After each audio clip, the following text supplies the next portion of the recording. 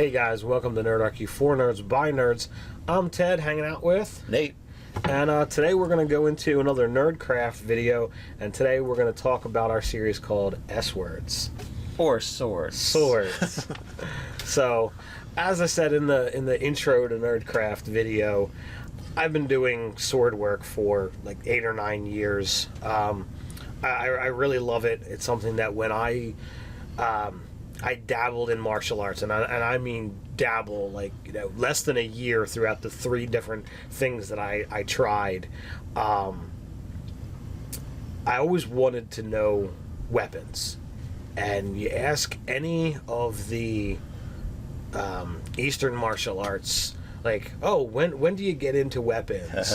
And the one sensei I asked is like, well, if you really train hard, you can get to like bow staff in like 5 to 7 years. I was like, no. Yeah, I got the same response. I was like, all right, fists and hands are cool. You know, it's fine. It's fun, and don't get me wrong. I don't want to, you know, put any kind of slight on martial arts. My personal preference is weapon combat. You know, I like having, you know, something there to put in between, you know, you and your opponent, and have something to defend yourself with. Mm-hmm. Now you also have a whole bunch of stuff you wear during that type of stuff. Yes, when you do when you deal with weapon training, you do need to worry about protective gear, and I should have actually had some of that, you know, ready for this, but I'll get into that in later videos. And, you know, we start training, you know, with what we call a waster, and it's a 1.5-hand wooden waster, and we literally, you know, train with these because, you know, you have to be able to see how swords interact with other swords as well as they interact with another person, and you can't be going straight to metal with that because you're going to break people. But so your basics, you have your hilt or your handle, you have your pommel, you have your cross guard, and you've got your blade. Your blade is broken down into the strong, which is down in the lower third of the blade, and the weak. Now, the weak on your sword is quick, but it's called weak because if you apply a little bit of pressure, it easily moves. Your strong, it's called strong because you apply pressure and it's not really moving, again, when somebody's actually holding the hilt, but it's incredibly slow to maneuver this part of your weapon because you have to get it completely around what other obstacles might be in your way, and you have all of this blade that you're going to need to get around somebody. You have anything to... Oh, I was going to say one thing about the difference between martial arts. You know, you start with a German longsword. Mm-hmm. You know, they put some bits on you to protect yourself, and then they send you on out there. You know, after doing forms and things. Right. So it's a bit different than something that would focus on unarmed and unarmored combat. Even in practice, you know, you don't wear much padding in right. practicing that. Our group minimum protection is a gorget, which is, you know, to protect your neck, a helmet. We typically use a hockey helmet. And, you know, if you're doing anything that you're going to have any kind of thrusting, then they actually, you know, recommend a 3-weapon mask.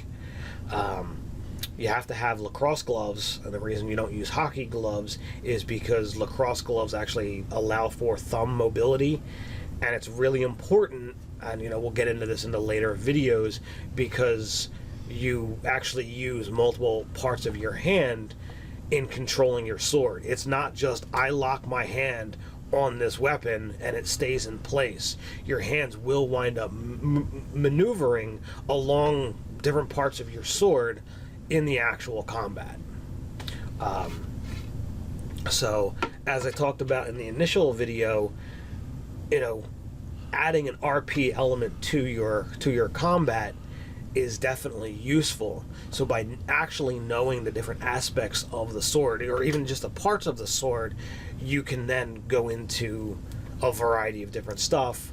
You can also get into maneuvers and counter maneuvers, as well as different kind of mood setting statements to make. Right. You know, how you hold a sword, you know, is letting the other person know what you are actually capable of doing. A competent swordsman can look at your stance and know how good of a swordsman you are based on what you're doing, unless of course you're attempting to deceive him by, you know, not Right.